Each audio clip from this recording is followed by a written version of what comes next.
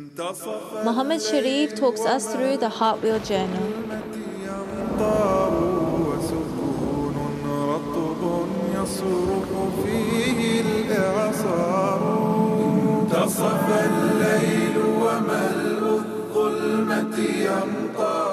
Bismillah, alhamdulillah, wa salatu wa salamu ala rasulillah wa ala alihi wa sahbihi wa man wala, amma ba'd. Assalamu alaikum wa rahmatullahi wa barakatuh. Welcome to the Heart Wheel Journal. This is Muhammad Sharif. You've downloaded the Heart Wheel Journal. You might have it open up in front of you right now. Inshallah ta'ala, you've been following along with me, chart by chart, filling in how you've measured in the different categories in your heart wheel. You've noticed how some days you might have been really strong in, your salah, in your dhikr, in your, focus on Allah subhanahu wa ta'ala, and then other days it might have been weaker. My guess is early in the beginning, your numbers would have went really high because you focused on it, but that's normal tendency that when a person starts doing something, initially they work very hard because they're trying to be perfect, and then after a while it'll start to go down. And we had actually a lecture about that, on how things go up and down, and that's natural inshallah ta'ala. So this might be a reminder to go up on the next leg inshallah ta'ala and get stronger. One of the really cool things with the Heart Wheel Journal is to compare your charts to one another. So for example, if on day 1 or day 3 you filled out your Heart Wheel Journal and you gave yourself these certain numbers, go back or pass a few days and see how you compare. Has your heart gotten bigger? Has it gotten smaller? What's been happening to you during this month? Which is one of the really cool things about the Heart Wheel Journal, is that you can actually track this as the month goes by. Instead of just doing actions, whether you focus or not, with the Heart Wheel Journal, you're taking yourself to account before the day of judgment, when you'll be taken to account. As Umar radiallahuanhu said, "Hasibu anfusakum qabla an tuhasabu." He said, take yourself to account, calculate what you've been doing before you are taken to account. Today, inshallah ta'ala, our topic is skip it. Our topic is skip it. What do we mean by that, skip it? Let me give you this example. Amongst our community, there's this statement that is being said, like people, family relations, friends, and so on and so forth. People hurt each other, right? People hurt each other. Some people have been friends for a very long time, and then something happens, and then the friendship is broken off forever. And you'll hear a statement like this, and a lot of times it comes from the women. The women bring up this statement a lot. They'll say, "I'll forgive, but I'll never forget," right? They'll say, "I'll forgive, but I'll never forget." Normally, the women are saying this, they're like, "I'll forgive, but I'll never forget." Now, I want you to step back from the statement because it's a really dumb statement, okay? It's, "I'll forgive," that means like, I'm going to ask Allah subhanahu wa ta'ala for forgiveness for you, and I forgive, but I will never forget the pain that you've brought to me. I'll never forget it. So now what does that mean? That means that you haven't forgiven the person, and you're hoping that they will be in pain for the rest of their life, just like you're in pain for the rest of your life. Now, is this the way you want to be living your life?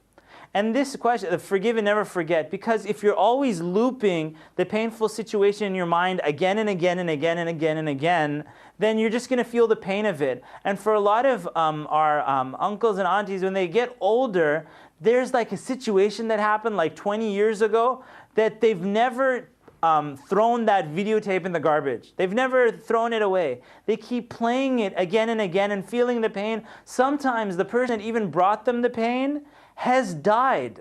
And yet, even though they're died and they've gone to the hereafter, this person is still playing the tape in their mind, right? So who is responsible for this pain? And the answer is, you're responsible.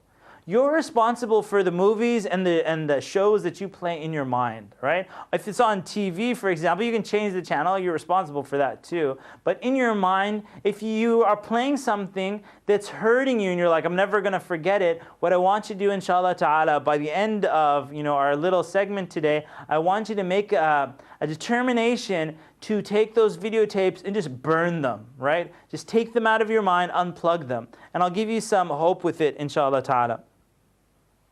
A Muslim is not allowed to cut off their Muslim brother or sister for more than 3 days. If you're angry at someone, it's all right. That's human nature. You can get angry at certain times, but you only have 3 days to cut this person off.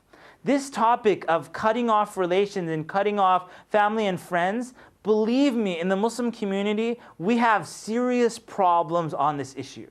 We cut off family relations for years and years and years. You only have 3 days to be angry at someone, and every day after that you've been disobeying Allah subhanahu wa ta'ala. So if you have an uncle or an auntie or brother or sister that you haven't been, or a mother or father or a son or a daughter that you haven't been speaking to for many years, or anything beyond 3 days, realize that you're committing a major sin. A major sin. It's not just a regular sin, it's a major sin. On Mondays and Thursdays, the angels come down with forgiveness. They bring forgiveness for the believers, but those believers that are not talking to each other, it is said to those angels to save off the forgiveness for these people until they make up with one another. And so forgiveness might be held back from you because you're not speaking to such and such a person, and you're going to need to mend those ties. You're going to need to forgive and forget. Forgive and forget. And this is what we're going to be talking about. How do you forget? How do you forgive and how do you forget? Let me give you another example. And hopefully, inshallah ta'ala, you can understand. I learned from this lesson. Hopefully you can learn from it as well. There was once an imam that treated me really badly. I'm talking like really badly.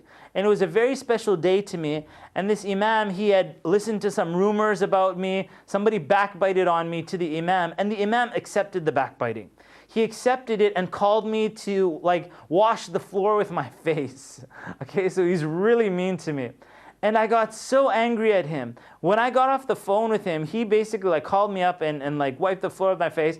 And when I put the phone down, I said to myself, the 3 days has begun. I'm mad, and I will take my haqq. I will take every day of these 3 days, and I will enjoy the 3 days, okay? I'm not going to be speaking to him. I'm angry at him, and I want to talk to him. Now, it was day 1, and I was like, okay, it's day 2. And when day 3 was over, right, day 3 is coming to an end, the Prophet ﷺ said that a person is not allowed to cut someone off for more than 3 days. So the 3 days has now come to an end. This is the hadith of the Prophet ﷺ, and the first one to start the other with salam is the better of the two. So I was so angry at this imam that I said, I will not allow him to say salam to me first. I want to be better than him. And so I remember going into the masjid. I didn't even pray my sunnah prayers. I walked right up into the imam. He turned around slowly. I immediately stuck my hand out and I said, Assalamu alaikum wa rahmatullahi wa barakatuh. The imam melted. He said salam to me, he rubbed my head and he gave me a hug and he's like, please forgive me and stuff like that. And everything was good. I was like, yes, because I'm going to be better than him, inshallah ta'ala. You have 3 days to be angry at someone. Now, what if you're angry at someone, the 3 days has passed, and you go to make up with the person, but the person doesn't want to make up with you anymore? Let me just say that they might treat you bad, and they might treat you bad for a very long time, but you must always keep the door open and always try to mend the ties. You're always trying. Even though they're treating you badly, seek the reward of Allah subhanahu wa ta'ala. Realize that if you're the one who's trying to make up, then you're the better of the two. And keep going back again and again and again. There was a man that the Prophet ﷺ told us about who used to loan money to people.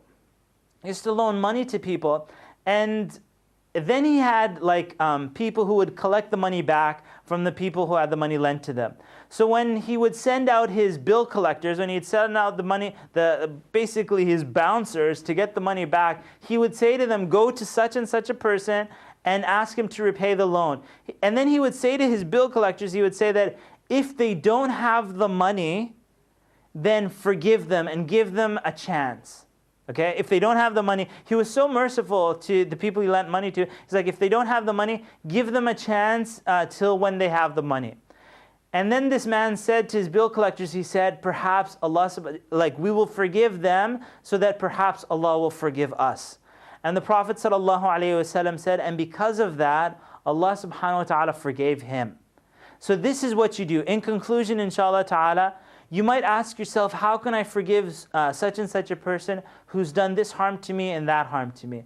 I would say to you, forgive them in hopes that Allah subhanahu wa ta'ala will forgive you. Imagine that it was a trade-off, that Allah subhanahu wa ta'ala said to you, if you forgive so-and-so, then I will forgive you. Would you do it?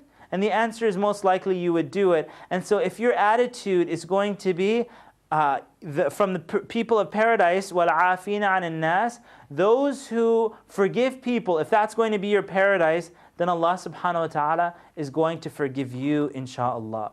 This is Muhammad AlShareef coming to you daily with the Heart Wheel Journal. You can get your free copy at islamchannel.tv. This is Muhammad AlShareef. Wassalamu alaikum wa rahmatullahi wa barakatuh.